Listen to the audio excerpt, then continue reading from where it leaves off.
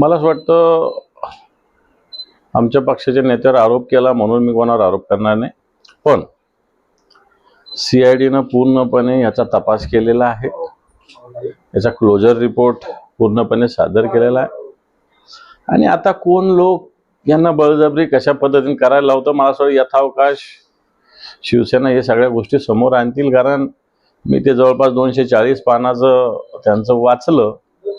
अतिशय पूर्वग्रह दूषितपणे त्याच्यातल्या काही गोष्टी लिहिलेल्या आहे आणि मला असं वाटतं हे सुस्पष्टपणे न्यायालयाच्या निदर्शनास आलं असेल किंवा येईल आणि त्याच्यामुळे हे राजकारण म्हणून बदनामी म्हणून ह्या गोष्टी केल्या जात आहेत.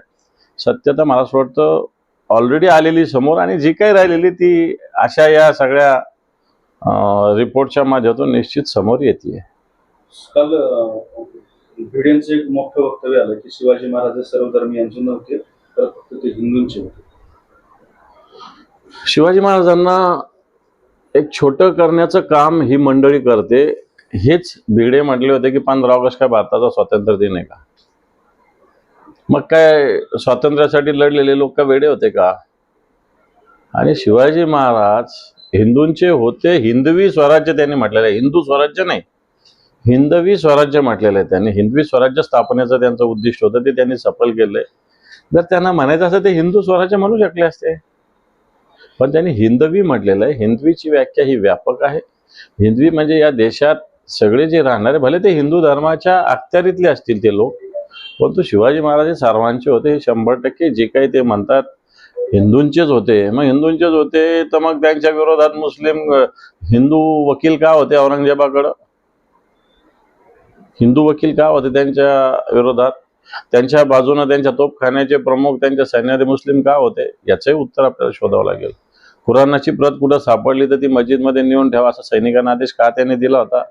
हाही मला वाटतं याही भूमिकेचा विचार करावा लागेल.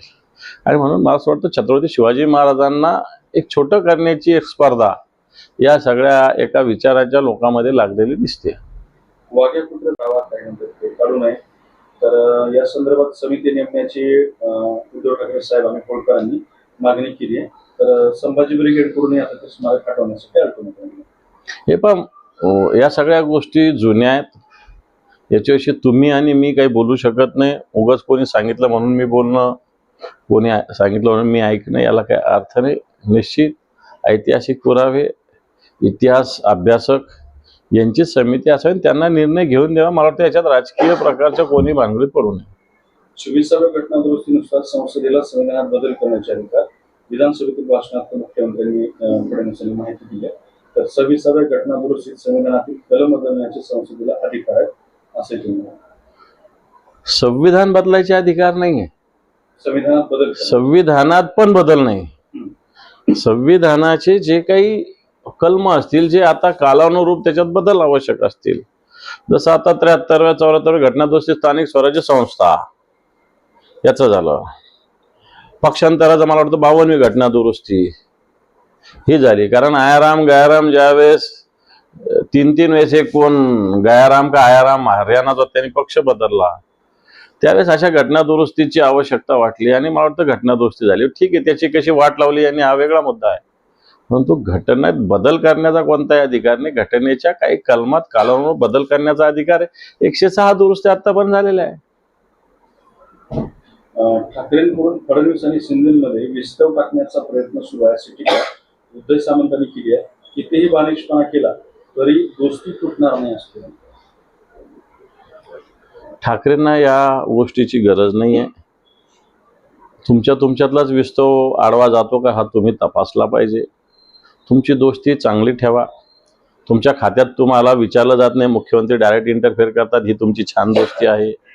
तुमच्या खात्याच्या मंत्र्यांनी एसटीचं टेंडर काढलं, ते मुख्यमंत्री रद्द करतात, ही चांगली दोस्ती आहे.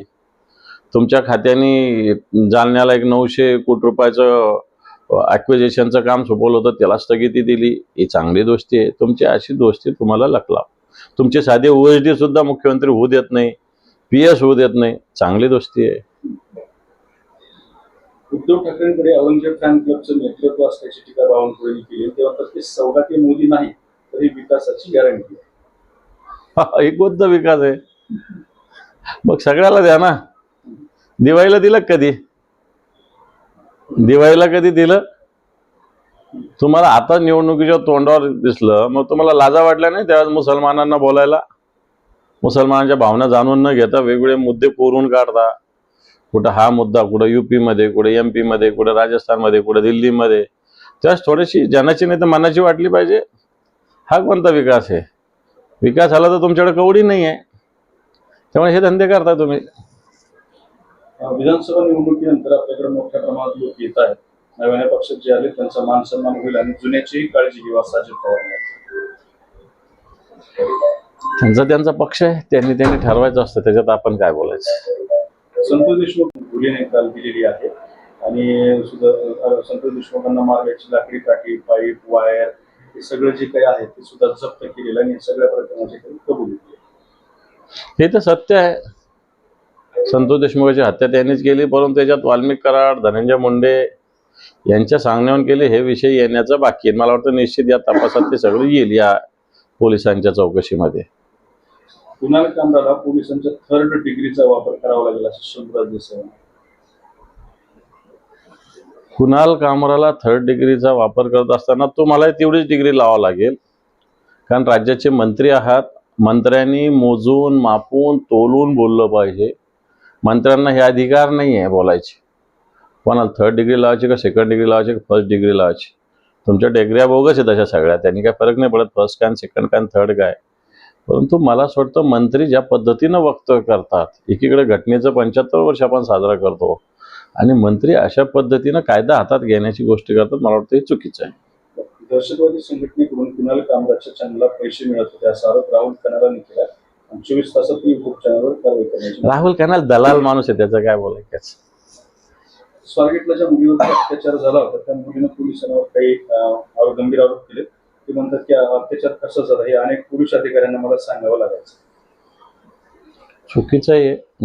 खरं तर या सगळ्याच्यात महिला पोलीस अधिकारी असल्या पाहिजे, त्यांनीच तपास केला पाहिजे, त्यांच्याकडे स्टेटमेंट घेतलं पाहिजे. असं असताना जर पुरुष याच्यात इंटरफेअर करत असेल तर मला असं वाटतं निश्चित याची चौकशी करावी लागेल. आणि असे जर पुरुषांनी अशा पद्धतीने प्रश्न विचारला तर मला असं वाटतं हा सुद्धा मोठा क्राईम आहे. विधिमंडळाच्या वेगवेगळ्या समित्या नेमल्या गेल्या, मात्र या समित्यातून धनंजय मुंडे ते मोठे नेते आहेत ना, त्याच्यामुळे मला वाटत नाही त्यांचं काही त्याच्यात.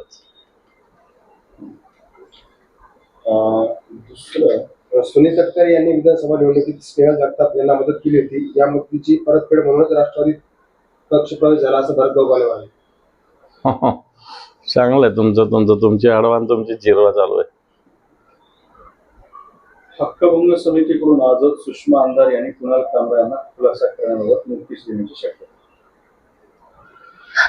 काही होत नसतं त्यांचा काय संबंध इकडं?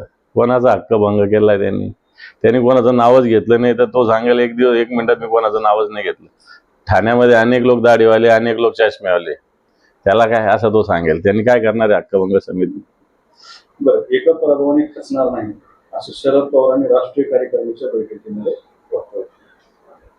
खरं शरद पवार एक ज्येष्ठ नेते, अनेक धक्के जय पराजय त्यांनी पाहिलेले आणि मला वाटतं हा एक अविभाज्य भाग आहे राजकारणाचा म्हणा, जीवनाचा म्हणा. जय आणि पराभय होत असतात. थँक्यू. चला मी बंद. संतोष देशमुख हत्यामध्ये जो एक आंधळे आहे तो बऱ्याच दिवसांपासून सापडत नाही. हां, झालं ना ते.